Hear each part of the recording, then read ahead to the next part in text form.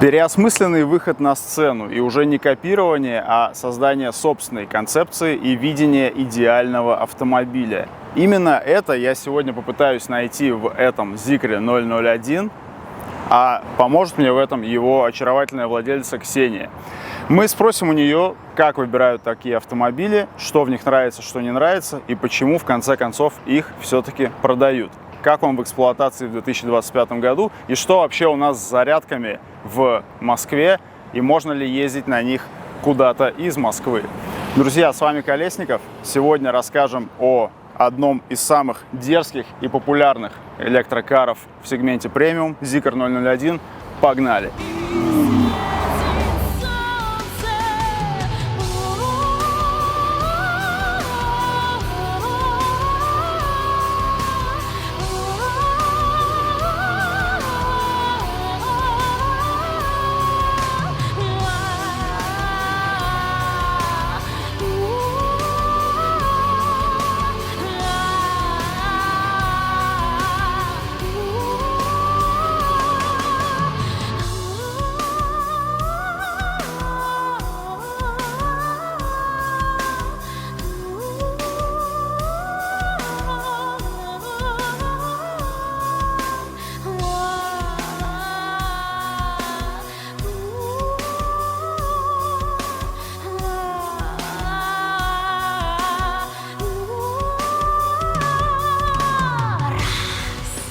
И давайте разберем вот этот вот целостный автомобиль по кусочкам. Ведь как в любом успехе, все довольно просто и довольно сложно одновременно. И этот успех должен состоять из множества мелких деталей, оттого не менее важных. Итак, Zikr 001 – это первый автомобиль, построенный на собственной платформе, собственной разработки Geely C, под названием C, то есть это по-английски как море. Sustainable Experience Architecture, то есть платформа сама по себе модульная. Именно 001 стал первенцем этой платформы, и что немаловажно, Geely заявляет ее как open-source платформу, то есть open-source – это у нас в принципе больше термин из информационных технологий, но что это означает? То, что любой высокотехнологичный производитель может присоединиться к разработкам и доработкам, связанным с этой платформой. И именно поэтому мы здесь получаем такой прекрасный суп, прекрасный салат из множества крутых технологий. Почему я вообще взялся это изучать? Потому что раз за разом, садясь за руль недешевых китайцев, я удивляюсь их поведению. Больше всего меня удивляет именно шасси. То есть динамика в электрокаре, все это понятно. Вы сразу получаете там кучу моментов, кучу сил. Мы уже получили даже определенную девальвацию лошадиных сил, потому что мы привыкли везде 500, 600, 700, хоть 1000, напиши там сколько угодно. Мы уже к этому ко всему привыкли. Да, что-то едет еще чуть-чуть быстрее, но меня удивляет именно шасси, как они переваривают эту мощность и как они дают удовольствие от вождения. И мне кажется, те, кто говорит, что этого не чувствует, они просто обманывают в том числе себя, потому что надо быть честным с собой. У многих китайцев поведение на дороге сейчас стало образцовым относительно даже европейских автомобилей. Вот как в случае с BMW, у нас есть прямая ассоциация, что BMW это рулежка, но это во многом миф, и я могу вам сам назвать некоторые примеры автомобилей BMW, которые этому мифу не соответствуют. Здесь ситуация обратная, то есть пока никакого мифа нет, но машины делом подтверждают то, что рулежка и управляемость, и курсовая устойчивость – это то, что в них развито очень хорошо. Так вот, почему это произошло? Здесь прямой рецепт, как это принято издревле. Вообще, мне кажется, сейчас надо принимать новую концепцию того, что бизнес, глобальный бизнес, корпорации, они теряют суть национальности, да, то есть здесь уже не важно бренд китайский, бренд европейский, бренд американский, потому что бренды становятся глобальными. Этому способствует все, и то, что разные технологии развиты в разной степени, в разных частях света, кто-то развил лучше моторостроение, кто-то лучше развил батареи, кто-то лучше делает подвески, у кого-то лучшие треки для их тестирования и так далее. Чтобы собрать это все воедино, вы должны быть глобальными. Именно по этому пути идут китайцы, которые собрали много денег, привлекли к себе лучших инженеров, в том числе из кризисных уже европейских автомобилестроителей, которых мы все знаем. и стали делать вот такие серьезные вещи. Если говорить про Zeekr 001 FR, которая его трековая версия, да, еще более мощный автомобиль, то там уже вообще происходили тесты при участии Роберта Хаффа, пилота WTCC, ну и так далее. То есть это уже такая серьезная подготовка автомобиля к боевой эксплуатации, какую мы привыкли видеть только у немцев, которые там тысячи километров по Нюрбургрингу наезжали, накатывали при тестировании своих автомобилей. Но вот уже и китайцы делают так и даже опережают их. И, собственно, платформа C, она разработана в Швеции европейским подразделением Zeekr Technology Europe. И именно здесь открывается та самая связь. То есть вы наверняка везде читали про то, что Geely это Volvo, там что-то от Volvo, но почему-то никогда нет конкретики. Так вот, конкретика здесь именно такая. То, что в 2010 году Volvo была продана. Суть в том, что с этого момента сам бренд Volvo начинает принадлежать Китаю. Но это не означает то, что машины Volvo с этого момента стали китайскими. Китайцы не дураки, и они никуда не утилизировали всех тех сотрудников, весь тот интеллектуальный ресурс и все те R&D-центры в Европе. В принципе, это и есть основной ресурс, который вы приобретаете. Это люди, это их наработки. И именно это объясняет то, что мы здесь, собственно, имеем. Также, возвращаясь к теме open-source платформы C, в чем ее модульность? Есть 10 различных вариантов этой платформы. На ней могут быть построены как задние, как передние, так и полноприводные автомобили, причем с одним, с двумя, с тремя электродвигателями. Но только с электродвигателями, да. И, возможно, вы здесь удивитесь, но одним из самых ярких потребителей этой платформы является Mercedes-Benz, который построил новое поколение своих смартов именно на этой платформе. Ну так вот, изначально в 2019 году появился концепт, который назывался Lynk & Co Zero Concept. Lynk & Co это тоже бренд из группы Geely, ориентированный на молодую аудиторию, и на самом деле в Zeekr можно видеть в его дизайне именно то, что он происходит от Lynk & Co, потому что там все автомобили по-прежнему также вот имеют вот этот характерный внешний вид.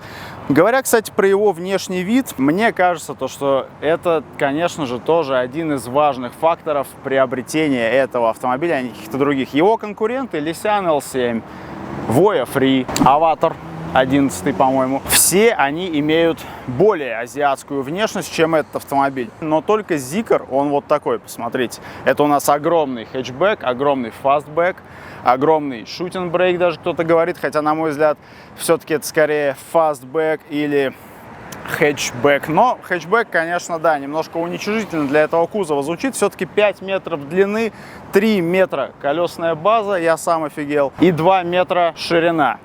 Большой автомобиль. И такая получилась у нас китайская своего рода Panamera. Конечно, у него при этом вид предостаточно индивидуальный. И я думаю, то, что именно поэтому его многие выбирают. То есть, когда они только стали появляться на улицах, ну, внимание привлекали максимально. И то есть, если вам не нравится вот это все, как говорят, азиатчина, ну, мне кажется, что здесь видно, что, да, дизайн, он все-таки такой брутальную европейскость некоторую имеет и однозначно узнается в потоке. И не зря Питер Хорбери, к сожалению, которого уже нет с нами, работал над этим дизайном, в принципе, над идентикой автомобилей Lynk & Co, из которого, собственно, появился Zeekr 001. Так вот, Питер Хорбери — это человек, которому мы обязаны внешностью относительно современных Volvo. До него Volvo были вот этими самыми boxy but good, которые совсем 90-градусные углы, а вот более современное поколение, P2, если не ошибаюсь, они уже строились в дизайне, во внешнем виде, который им дал Питер Хорбери. Именно здесь поработал и он шеф-дизайнером, собственно, возглавлял дизайн-бюро Lynk & Co, поэтому совершенно неудивительно, как мы понимаем, то, что мы здесь имеем достаточно европейский продукт на выходе с точки зрения дизайна, с точки зрения технологий. Опять же, давайте попробуем объяснить технически, да, технологически его рулежку. То есть я не устану повторять. Большие колеса, 22 диаметр, 265 резина сзади и 265 спереди. Одна широкая, окей. Здесь у нас Pirelli, P-Zero, ориентированные специально на электромобили. Ну, понятно, большие колеса — это лишь часть процесса, но, тем не менее, передачи ощущений от дороги к вам и импульсов управления, да, от вас к дороге. Дальше важнейшее преимущество электромобилей, как получается, это батарея, которая весит полтонны и находится максимально низко относительно центра тяжести. Дорожный просвет здесь стандартный 15 сантиметров, может подниматься с пневмой до 20. Плюс у него абсолютно плоское днище, что также приятный бонус, ну, если вдруг вы решите залезть куда-то, где дорога вас уже покинула. Плюс к этому мы получаем адаптивные амортизаторы спереди и сзади. Для комфорта усиливаем это пневмостойками. Многорычажка спереди, сзади, естественно. То есть все то лучшее, что нам дал, в общем-то, европейский инжиниринг последних там 20-30 лет. И это все здесь скомпоновано, максимально напичкано, то есть и доработано еще умными камерами, да, от Mobileye. На борту этого автомобиля у нас достаточно мощные мозги, мощная электроника, которая постоянно анализирует дорожное покрытие, по которому вы едете, и даже умеет, соответственно, прогнозировать необходимую жесткость амортизаторов для преодоления там предстоящих вам неровностей на дороге. Таким образом, мы получаем охрененно технологичный коктейль, на котором очень приятно и высокоэффективно можно ехать.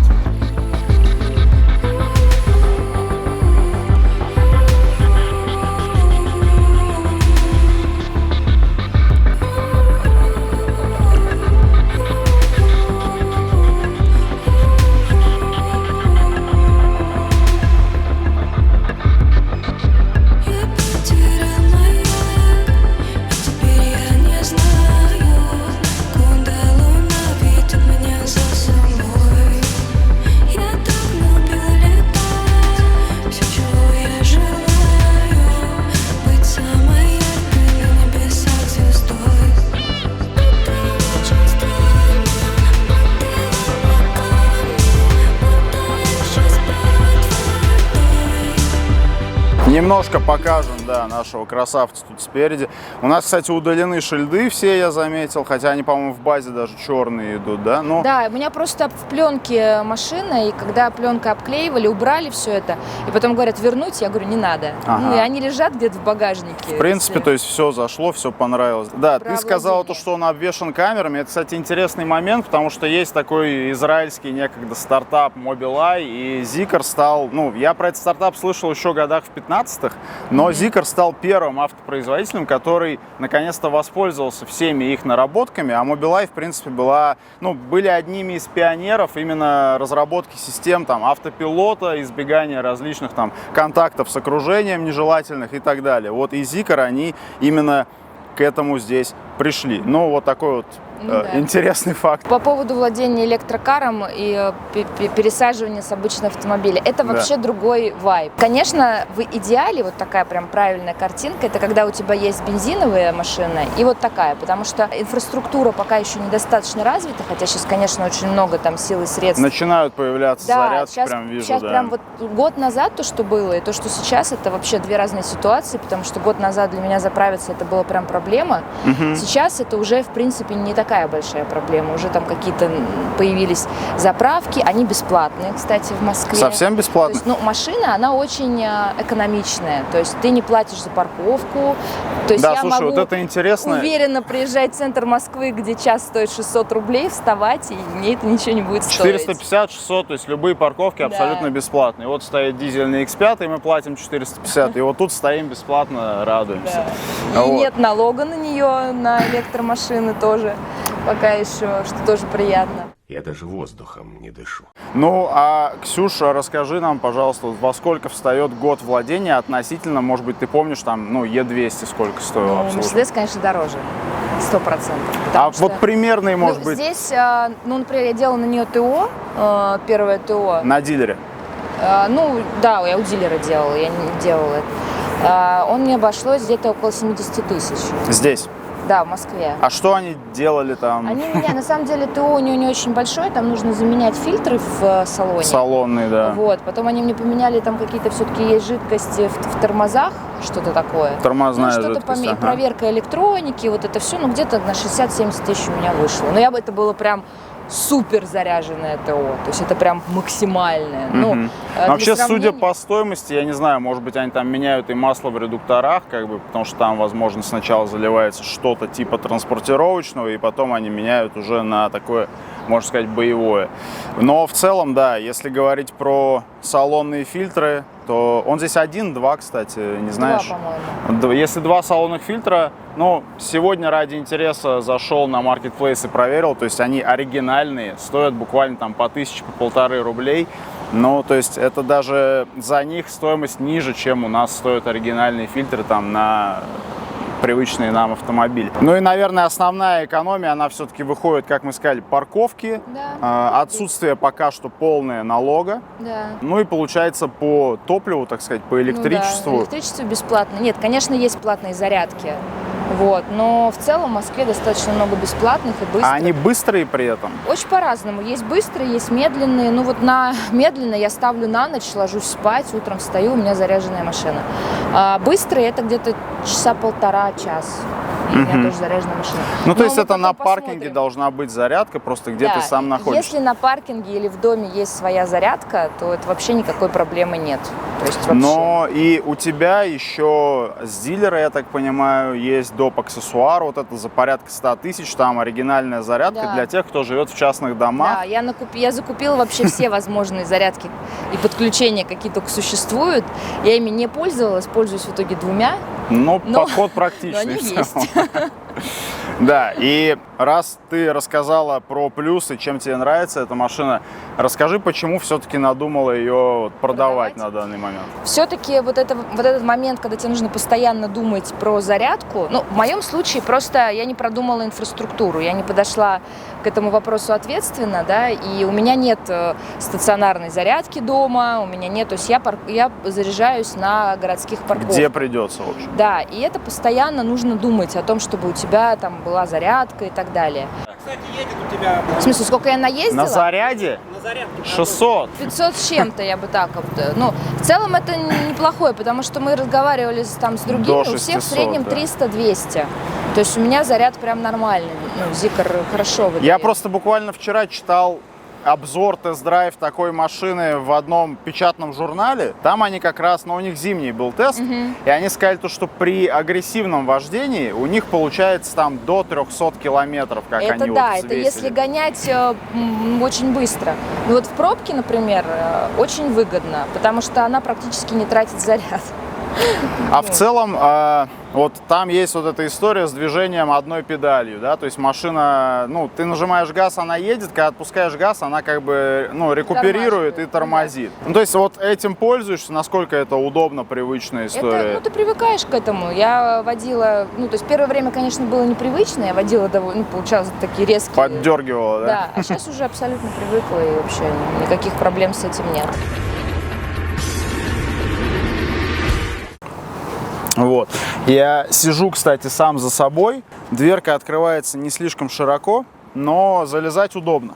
В обзорах говорится про очень низкую крышу, кстати, но я бы не сказал, что она мне мешает. То есть, да, у меня вот она визуально здесь оказывается, но сидеть мне супер комфортно, а перед ногами просто космос какой-то, учитывая, что я реально сам за собой сел. Много места перед ногами, конечно, здесь не станешь закидывать ногу на ногу, но это и не S-класс, как бы, правильно.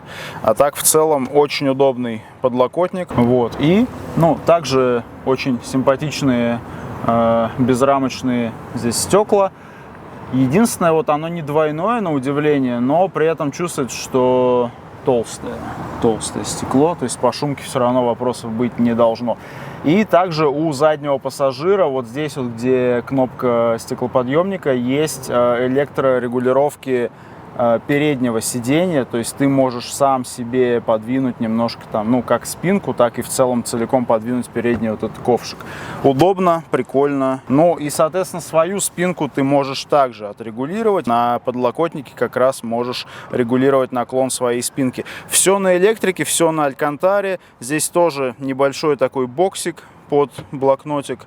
Здесь, конечно, было бы высшим пилотажем здесь иметь еще беспроводную зарядку для смартфона, и чтобы она такой же мягкой была в бархате, как спереди. Но, тем не менее, все очень тяжелое, добротное, удобное. В стойке находятся дефлекторы обдува, по-волевски расположены. Вот. Есть крючочки из приятных мелочей. И да, стекло полностью опустить сзади не получится из мелких нюансов. Ты продолжал все время массаж твой. А, да. Блин, круто, конечно, да. Массаж прикольно ощущается через алькантару, даже круче, чем через кожу. Ну или через рубашку льняную, скорее, тонкую. Но опять внимание к деталям такое, видишь, классное. Вот здесь тоже алькантара мягкая, чтобы, ну, наличие доводчиков здесь, конечно, никого не удивит, учитывая, что двери, в принципе, целиком сами закрываются. Опа. Есть, значит, две возможности регулировки для бумеров и для зумеров. То есть можно и физическими кнопками отрегулировать сиденье, а можно через меню. В данном случае, на самом деле, сказать мне особо и нечего. Мы уже обсудили здесь наличие на руле вот этих вот интересных, не запрограммированных ни под что отдельно кнопок. Вы можете запрограммировать их сами, под что вам удобно. Сам по себе руль анатомический с вот этими утолщениями в местах хвата под без 5,2. Естественно, он выглядит эстетично. Ну, то есть, в целом, что здесь сказать? Руль эстетичный, приятный, отличные накладки на педалях алюминиевые. В целом, салон здесь все, что можно в алькантаре. Ну и небольшой дисплей с самой необходимой информацией по температуре, по скорости, по режиму движения и общему пробегу автомобиля, который у нас составляет 15 421 километр на данный момент. В салоне все круто, эргономично, прикольно. То есть остальное дело вкуса. То есть здесь аудиосистема Yamaha долбит нормально. Опять же, подлокотник, раскладывающийся, как в BMW, в Mercedes, в общем, во всех привычных целевой аудитории автомобилях. Парящая панель, большое пространство достаточно под ней. Не под ноутбук, конечно, но там под какую-то мелочевку. И в целом, да, все очень качественно. Никаких сверчков, ничего не скрипит. Со всего кайфуешь. То есть везде есть на что положить руку и получать удовольствие. Большой 15-дюймовый дисплей. Если автомобиль у вас изначально не русифицирован, русификация стоит, насколько мне известно, там от 50 до 100 тысяч рублей, в зависимости, где и как делаете. Вот. Можно встроить сим-карту, модем, раздавать Wi-Fi в салоне. То есть, ну, все примочки для гаджетоманов здесь в наличии. تكنولوجيا تكنولوجيا تكنولوجيا اشهدنها تكنولوجيا اشهدنها تكنولوجيا Сразу на тапку, сразу скорость. Но она в этом плане опасная. Поддает какие-то звуки сразу. Но у меня такое настроено. Но все равно не очень понятно, да, как вот если я иногда на ходу такой думаю, ну вот мне чуть-чуть надо вот это зеркало прям подкорректировать, самую малость. Вот здесь вот так особо не сделаешь. Так, ну, сходу попробуем. Надо было вот... Это мы настройки с тобой Надо сделали. выключить. Вот это, конечно, Феррари просто. А где это мы Так, сделали? Я не помню уже. Наверное, в это вождении, может быть. А, наверное. Нет, не похоже. Подожди.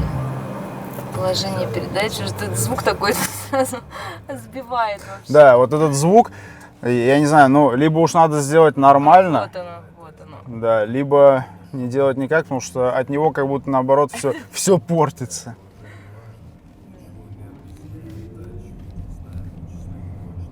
Ну, да, от колес шумоизоляция как бы полная. Хоть тут и скорости 30 км в час, но ты сразу понимаешь, что они не собираются шуметь вообще в принципе.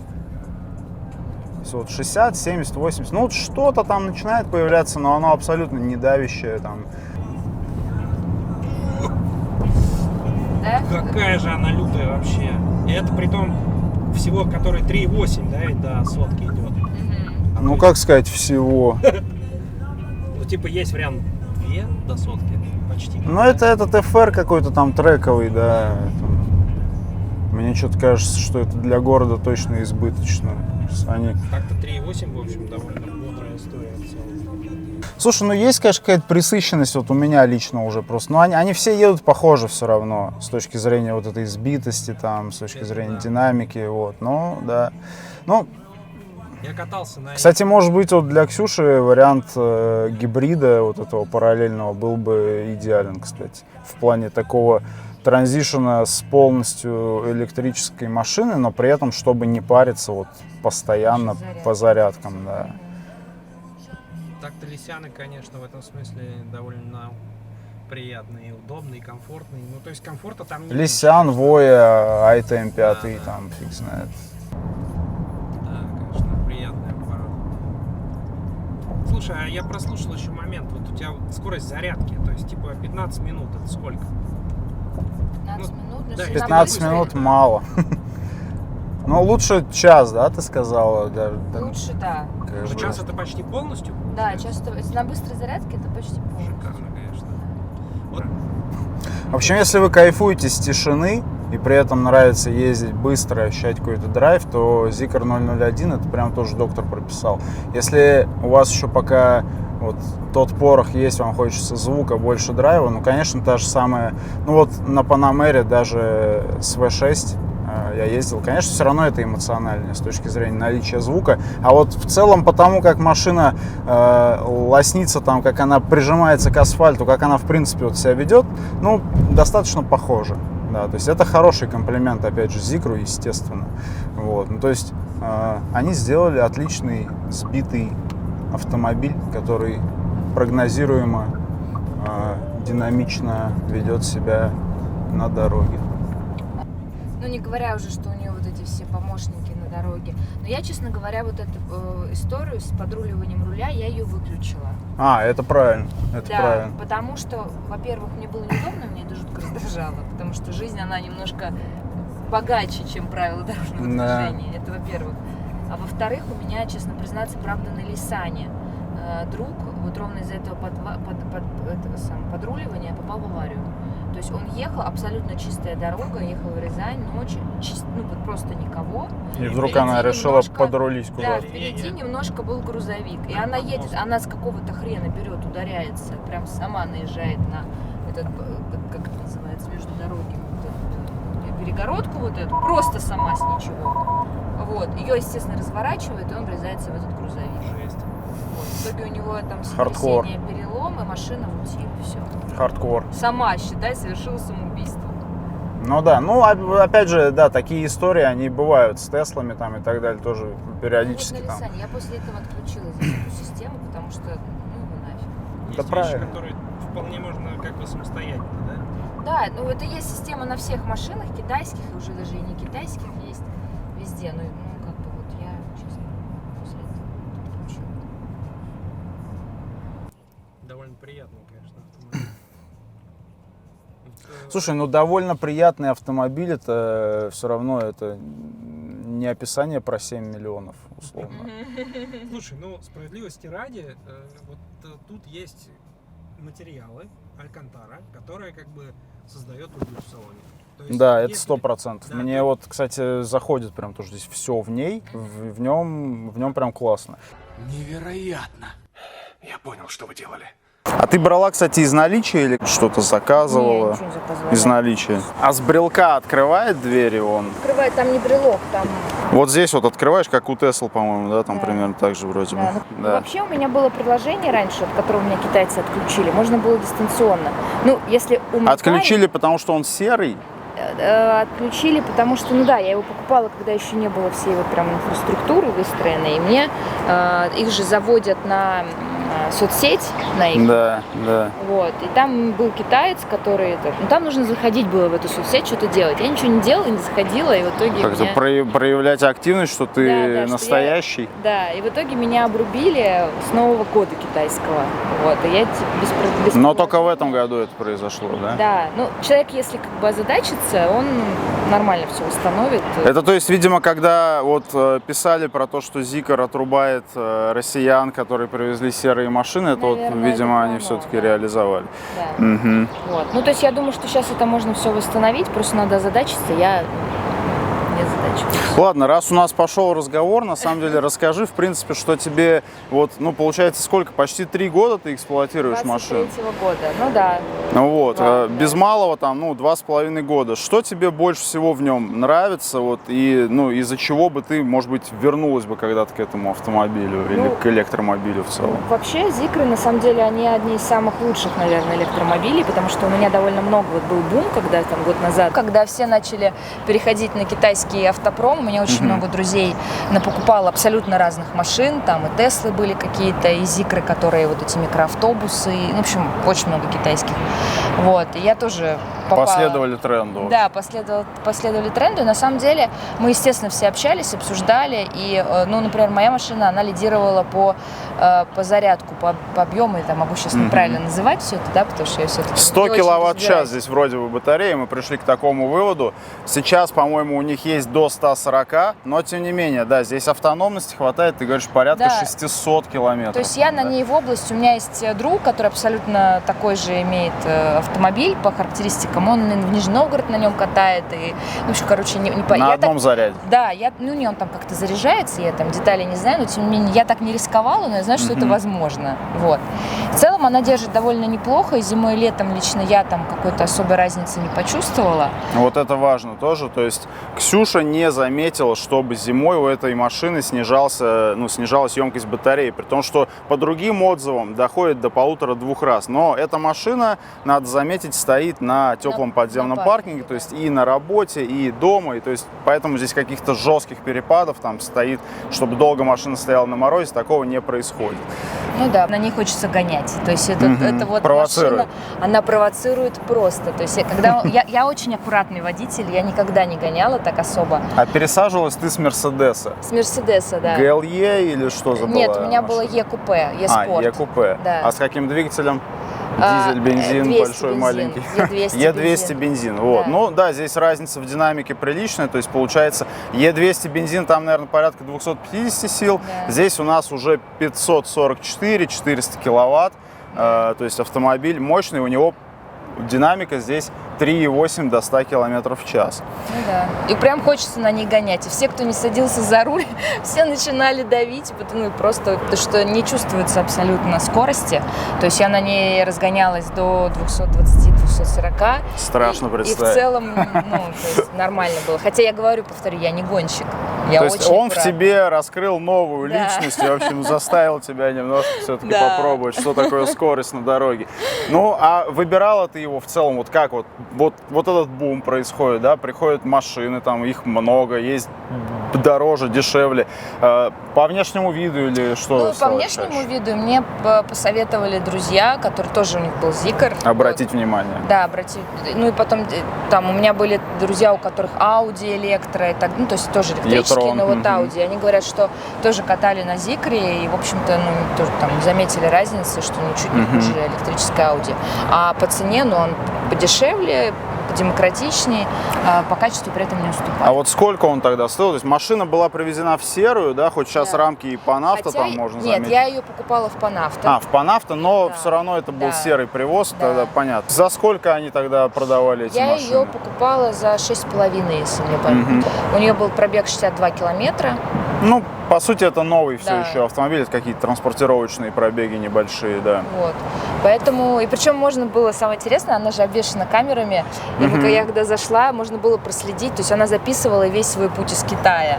Вау. И там я его не стерла. Он у нее на жестком диске был, все Да. эти паромы там. вот это всё. Да. Я сидела, смотрела фотки про то, как она там едет. Ну, это было Неплохо, интересно. интересно, да. В общем, китайцы, они продолжают делать какие-то новые, там, до этого непривычные вещи, и вот тем самым, мне кажется, удивляют пользователей. Потому что, согласись же, наверное, опыт владения, обслуживания, там, езды на этом автомобиле, в первую очередь опыт владения, он все-таки абсолютно другой, чем если Мерседеса? сравнивать там с Конечно. традиционными автомобилями. да. Конечно. А ты пробовала вот в последнее время пересаживаться на машины там, с двигателями внутреннего сгорания, и насколько вот это переключение обратно, оно, в принципе, возможно? Возможно. Абсолютно возможно. То есть, в целом, такого, что ты полностью отвыкла там и теперь больше никогда к ним Нет. не вернешься, такого. И сейчас, ты, наверное, уже представляешь, что хочешь взять дальше. Это обратно возврат к традиционным Да, я двигателям? думаю, что это будет Мерседес. Окей, мы поняли. Ксюша, спасибо большое за комментарий. Как на «Вы», я кричу тебе: постой. Я наглею через все посты и боль. Это погоня, как в фильме. Красивые женщины, автомобили, все в винтажном стиле. Кручусь, как рулетку с бешеной силой. Я кричу тебе, постой. На земле для нас всех дворцы и город. Все в винтажном стиле.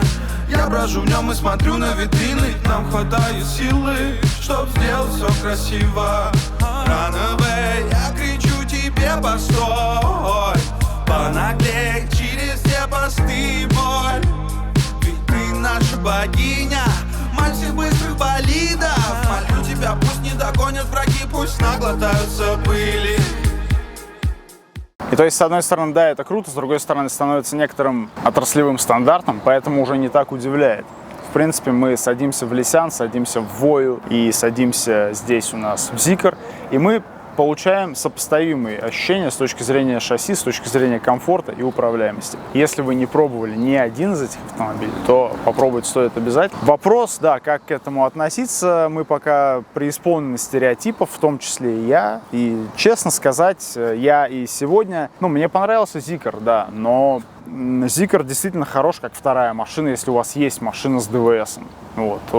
Как единственная машина, он оптимален только если у вас есть постоянный налаженный доступ к розетке там, дома, на работе, тогда проблем не будет, да. А иначе постоянная вот эта мыслительная дополнительная работа по поиску розетки для вашего автомобиля, она утомляет.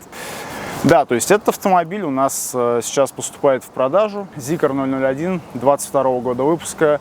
400 киловатт, 550 лошадиных сил, 15 тысяч пробега, батарея в состоянии новой, 100% емкость.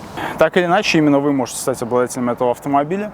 Ссылка находится в описании, можно перейти, посмотреть, ознакомиться и приобрести этот автомобиль. Автомобиль, как мы понимаем, несмотря на свою цену и на сегмент премиум, довольно экономичный. Он также очень динамичный. Действительно получаешь удовольствие от комфорта и динамики его движения. Спасибо, что досмотрели это видео до конца, спасибо, что были с нами, подписывайтесь на наш канал, мы будем продолжать искать новые автомобили. Поставьте лайк, оставьте комментарий, мы все читаем и отвечаем на все, и также учитываем в наших следующих видео. А мы пойдем искать новые интересные автомобили для наших следующих выпусков. С вами был я, Колесников, поехали дальше.